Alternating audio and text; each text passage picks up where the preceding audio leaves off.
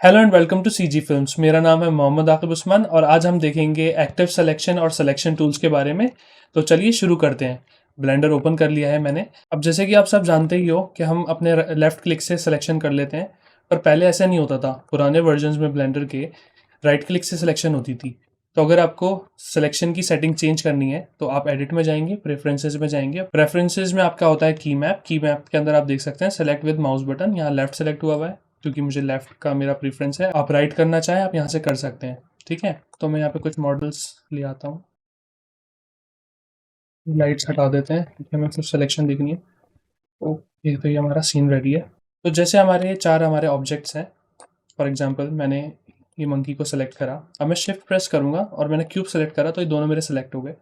ऐसे ही मैं आगे के अपने ऑब्जेक्ट्स को सिलेक्ट करता जाऊंगा तो वो सिलेक्ट होते जाएंगे। और जो मेरा लास्ट सिलेक्शन होगा उसके ऊपर आप देख सकते हो कि ऑरेंज से हाईलाइटेड आउटलाइन आ रही है, जिसका मतलब है कि ये हमारा लास्ट सेलेक्टेड ऑब्जेक्ट है। ठीक है, इसका हम इस्तेमाल इस तरीके से भी कर सकते हैं। फॉर एग्जांपल जैसे आप ऊपर देख रहे हो ये होते हैं पिवट पॉइंट्स। तो अगर मैं एक्टिव एलिमेंट पे से स्विच कर दूंगा और मैं इसे रोटेट करता हूँ तो मेरा जो सीन है उस लास्ट एक्टिव सेलेक्टेड ऑब्जेक्ट के हिसाब से रोटेट होगा। फॉर एग्जांपल मैं ये इस बीच वाले मंकी को सेलेक्ट करता हूँ, रोटेट करता हूँ तो बीच के हिसाब से हो रहा है। फॉर एग्जाम्पल मैं यहाँ सेलेक्ट करता हूँ लास्ट वाले को, इसके हिसाब से करता हूँ तो ये हो गया। ठीक है, तो एक्टिव सिलेक्शन को हम आगे भी अच्छे से एक्सप्लोर करेंगे। तो बेसिक उसका मोटा मोटा फंक्शन ये होता है।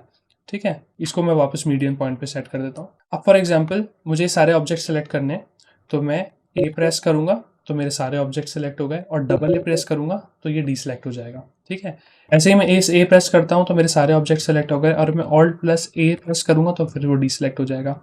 और तीसरा तरीका हमारा ये है कि हमारे जैसे सारे सेलेक्ट हुए हैं या तो हम बाहर क्लिक कर दें तो हमारे सारे सिलेक्शन हट जाएगी। ठीक है, इस तरीके से। अब फॉर एग्जांपल कि हमारे सारे ऑब्जेक्ट सेलेक्ट हुए हैं और मैं शिफ्ट प्रेस करके इस वाले मंकी पे क्लिक करता हूँ तो ये अब हमारा एक्टिव सिलेक्शन हो गया। अब मुझे इसे डीसेलेक्ट करना है तो मैं शिफ्ट के साथ दोबारा इस पे क्लिक करूंगा तो इस पे से मेरी सिलेक्शन हट गई है। अब ये सिलेक्टेड नहीं है, वो चौथा हट गया है, अब ये तीनों ही सिलेक्टेड है। ठीक है, और अगर मैं कंट्रोल प्लस आई प्रेस करूंगा तो जो मेरे सेलेक्टेड ऑब्जेक्ट्स हैं वो डीसेलेक्ट हो जाएंगे, और जो डीसेलेक्टेड ऑब्जेक्ट है मतलब जिसमें सिलेक्शन नहीं है वो मेरा सेलेक्ट हो जाएगा।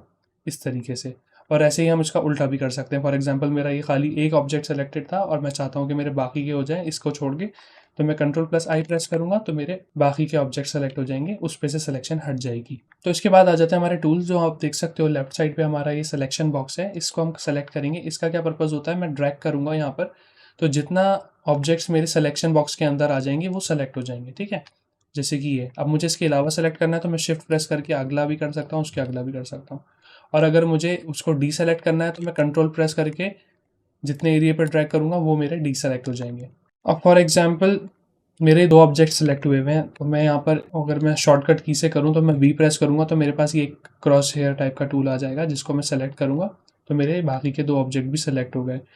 और अगर मुझे इसमें से किसी को डीसेलेक्ट करना है तो मैं फिर बी प्रेस करूँगा और मैं मिडिल माउस बटन प्रेस करके ड्रैग करूँगा तो मेरा जो ऑब्जेक्ट इसके अंदर आएगा वो डीसेलेक्ट हो जाएगा।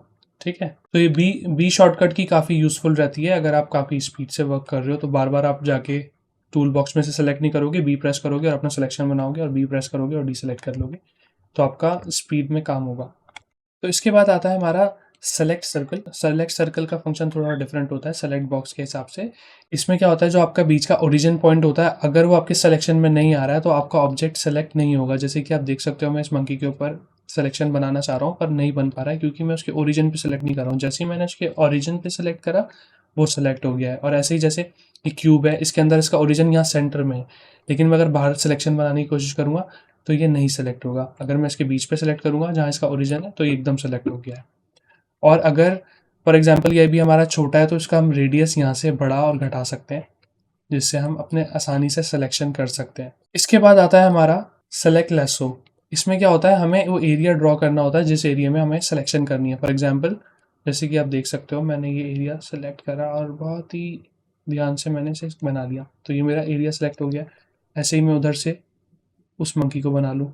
ये वहाँ काम में आता है जहाँ पे बहुत ज़्यादा कॉम्प्लेक्स हमारा सीन होता है और बहुत सारे ऑब्जेक्ट्स होते हैं जिसमें से हमें कोई स्पेसिफिक एरिया के ऑब्जेक्ट्स को सिलेक्ट करना है। इसमें ऐसा नहीं है कि हम एक स्क्वायर बनाएं या एक सर्कल बनाएं उसके अंदर हमारा कुछ भी रैंडमली सेलेक्ट हो जाए, इस तरीके से नहीं। हमें कोई स्पेसिफिक ऑब्जेक्ट्स को सिलेक्ट करना है तो तब हमें ये वाला टूल की ज़रूरत पड़ती है। फॉर एग्जाम्पल मैं यहाँ पे बहुत सारे ऑब्जेक्ट्स बना लेता हूँ आपको समझाने के लिए। जैसे कि बहुत सारे ऑब्जेक्ट्स हैं और अगर मैं लेसो टूल से सेलेक्ट करूँगा और मुझे स्पेसिफिक ऑब्जेक्ट्स को सेलेक्ट करना है तो इससे मैं बहुत आसानी के साथ सेलेक्ट कर सकता हूँ। जैसे कि मैं यहाँ ड्रॉ करूँगा और आप देख पा रहे होंगे कि मैंने किस तरीके से एक कस्टमाइज्ड सिलेक्शन बना ली है। अगर मैं स्क्वायर वाले सिलेक्शन से करता तो इस तरीके से नहीं होता। उसमें क्या होता है, उसमें सारे के सारे एक साथ सेलेक्ट हो जाते हैं। वो और फिर मुझे एक-एक करके सबको डीसेलेक्ट करना पड़ता अपनी रिक्वायरमेंट के हिसाब से। इसके अलावा भी जो सिलेक्शन टूल्स होते हैं वो आपको मिलेंगे यहाँ ऊपर सिलेक्शन बॉक्स में, जो कि हम आगे एक्सप्लोर करेंगे ही। तो ये थे सिलेक्शन टूल्स और एक्टिव सिलेक्शंस। उम्मीद है आपको समझ में आए होंगे। अगर मुझसे कोई चीज़ मिस हो गई है आप मुझसे कमेंट सेक्शन में पूछ सकते हैं। अगर आप इस चैनल पर नए हैं तो प्लीज़ मेरे चैनल को सब्सक्राइब कीजिए और बेल आइकन दबाना मत भूलिएगा। और ज़्यादा से ज़्यादा आप प्रैक्टिस करते रहिए और मैं मिलता हूँ आपसे अगली वीडियो में। तब तक आप सब अपना ख्याल रखिए। Okay, bye.